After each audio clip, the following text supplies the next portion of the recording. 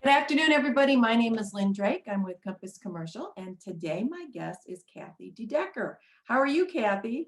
Very well, thanks, Lynn. Well, thank you for coming. Cathy is with Spalding Dedecker, and she is a vice president there. She has a bachelor's of science in land surveying from Michigan Technology University, which I didn't even realize there was a degree in that, so that was kind of interesting. One of the things she shared with me, which I thought was very interesting, is that her firm is licensed in Michigan, Ohio, Florida, and for engineering, they work in 40 states, and for surveying, 10 states. So you guys got a pretty big reach out there, don't you? Yes, we do. Okay, so we're going to talk about surveying because it's really important. People don't realize how important it is when you're buying a property, because you want to make sure you're getting what you think you're getting, right? Correct. So why don't you start by telling us what is a land survey? Well, you can think of a land survey as a map of your property or a map of a road or a map of anything that you're working with. So surveys will show all different types of information, and it depends on the type of survey that you need or want for your property, depending on what we show. So what kind of surveys do you guys typically do? So for commercial properties, if you're buying or selling a property, you want an alta NSPS survey. So that's American Land Title Association, National Society of Professional Surveyors, Land Title Survey.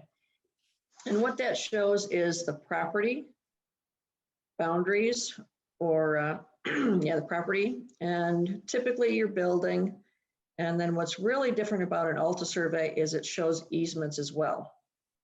So easements are something that you cannot physically see, but it is something that encumbers your site, that may make some areas of your site unbuildable because there's an easement running through it. So like if you have a sanitary sewer running across your property, that sanitary sewer is going to be in an easement. Your water main is going to be an easement, unless it's in the road right away, which is different. But easements are extremely important, because if you buy a property and you see that's a 10,000 square foot building and you want to add 5,000 square feet and you want to add it to the west end or the east end or whatever, and there's an easement running through there, you can't put that building expansion in that area. So you have to think of things like that before you buy a property. Absolutely. So when would I know that I need a survey? Well, if you're going to make any improvements to your site and you haven't had a survey done, I would recommend a survey. So like I said, in the alta surveys, those are done for commercial buildings when you're buying or selling. And that survey is good forever unless you make improvements to your site. And then you would have to show the improvements on there. So on the alta survey, that would show where your building is, that would show where the easements are, and then you can make your improvements upon that. If you are making improvements to your site, then you would actually need a different type of survey as well, called a topographic survey. And that shows all of the existing features on your site. So if the building, the pavement, utilities, anything that you can see above ground, you'll show on a topographic survey. It also shows the grading on your site. So is the grade sloping away from your building? And then also if you're adding a remodel to your site, it shows what you need to do to make sure that water flows away from the building. Which is pretty important. Mm-hmm. Now, we also have written down here an alta NSPS. Is that different than an alta? No, alta is just the short term that we use for an alta NSPS survey. So alta stands for American Land Title Association, and SPS stands for National Society of Professional Surveyors. Okay. So it's a national group that came together to create standards. So if you order an alta in Michigan with just a standard alta, and you order an alta in Florida with just a standard information, they're going to look very similar. You're going to get the same information. So it's across the United States. You're going to get something similar. Okay. Does a survey have a legal description and a drawing? Typically, what you'll get with a survey is a legal description, which is actually a written description of your property. So it's It's a legal document, and it's a way for a surveyor to actually decide or decipher where your property is, what your property lines look like, and how that all fits together with all the surrounding properties as well. And then you'll get a drawing also. So again, depending on the type of survey you order, if it's a boundary survey you're ordering, you're going to get a map that shows just your boundary in relation to probably a road, and then the written description of how that matches together. So you'll get the written description plus the picture of what that boundary looks like. Does the title company ever give you the survey and you check it, or vice versa? Typically, what we get from a title company is a title policy that has a description written. Mm-hmm. And then we take that description and we transfer that to the ground and transfer that to paper to see how it fits with the surrounding properties. Now, occasionally that description could have been written 100 years ago. Mm-hmm. And with new technology, the description may change a little bit depending on how well we can measure things now. Mm. Okay, that's good. Okay, so why would someone want to order a survey? So if you're making any improvements to your property, if you're buying a property, you want to know what you're purchasing. Mm-hmm. That's really important. But the big one is if you're making any improvements to your property, make sure that you are working within the allowable setbacks, because every property has a setback. Commercial properties have different setbacks. And making sure that if you order the alta survey, then you've got the easements and you know where you can build on your property. Does the bank often require this when somebody's buying a building to have a survey? Commercial properties, yes. It depends on how much the building is worth, whether the bank wants that. So the bank knows that if they're loaning you $5 million, Mm-hmm. you're getting the property that you want and the property that you can build on, the property that does not have easements that encumber what you want to do with your property. So it's important that the bank knows that they are loaning money for the right purpose. One of the things I often do when I'm working with a purchaser is I would ask the seller for a copy of their survey. If we do that, does it need to be resurveyed, the property? If we got one from the seller from when they purchased the property, does it need to be updated? Typically, the survey might have been done 5 years ago or 10 years ago or 15 years ago, and there may be new things on the site. So yes, you would like to get an updated alta survey for the time when you're going to purchase the property. So there may be some new easements, or there may be an addition to the building, or there may be something different on the site from when they originally purchased it. So it's really important to get that updated survey so you know what you're purchasing. What type of issues does your firm come across when you're surveying land? A couple different things. Like I mentioned before, if the original description was from many, many years ago, the technology has changed a lot. Mm-hmm. So the description might be modified slightly based on how well we can measure things now.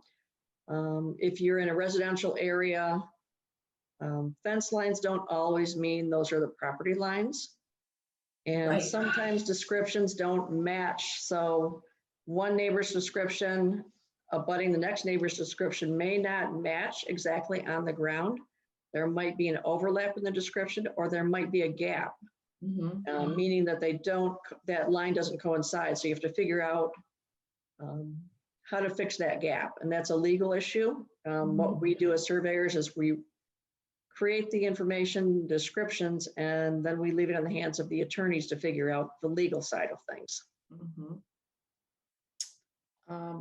So tell us, what is a drone survey? I haven't heard a description of this one yet, so I'm curious. Okay, so drone survey, what we like to think of for surveyors is surveyors have a lot of tools in their toolbox. Mm-hmm. They have a level, they have a robotic instrument, they might have a traditional instrument, they've got measuring tapes, they've got hammers, they've got stakes, they've got all kinds of things. One of the tools in the toolbox is a drone. On that drone, you have a camera. And typically what you can do with a drone survey, and it's relatively new over the past 5 years or so, is you put your drone up in the air and you take lots of sequential shots of a property, and you make sure those shots overlap. And what you can do with software is pull all the photographs into the software, and then you can draw the line work from that photograph.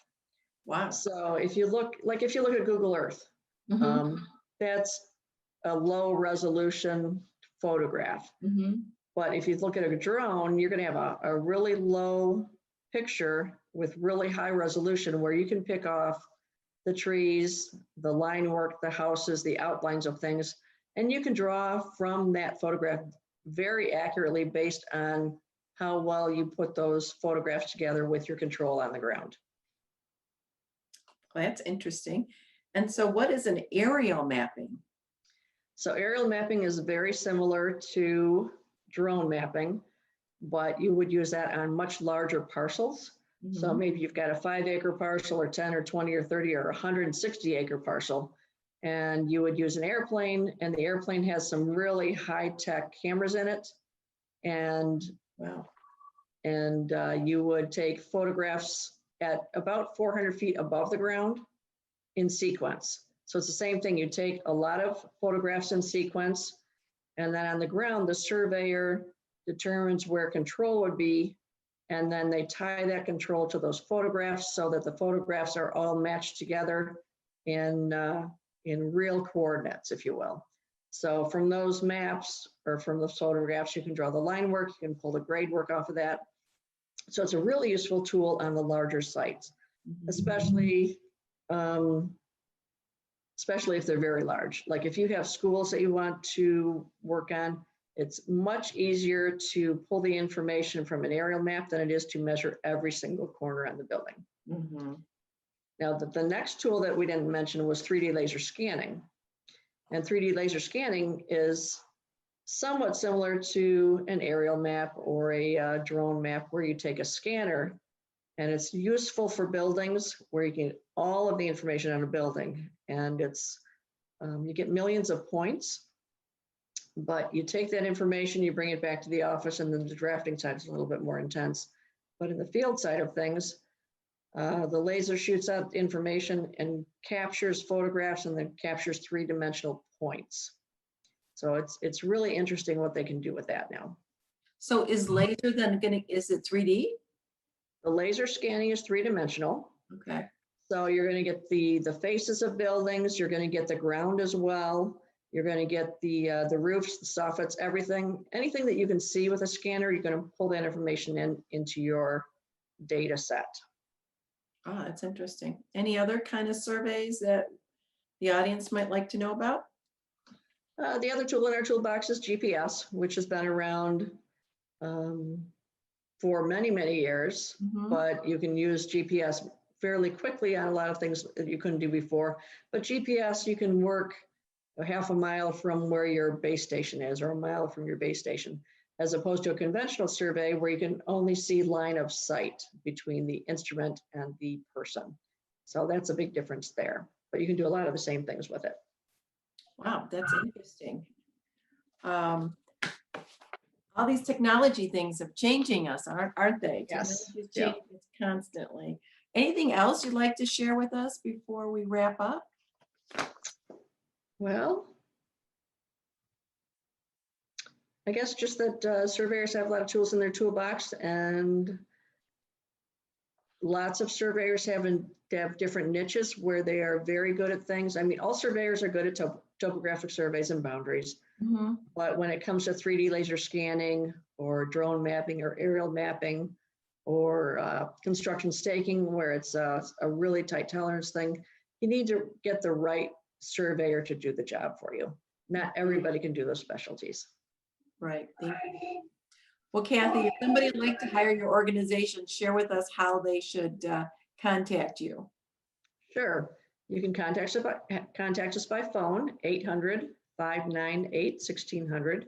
My email is cdedecker, which is CDEDECKER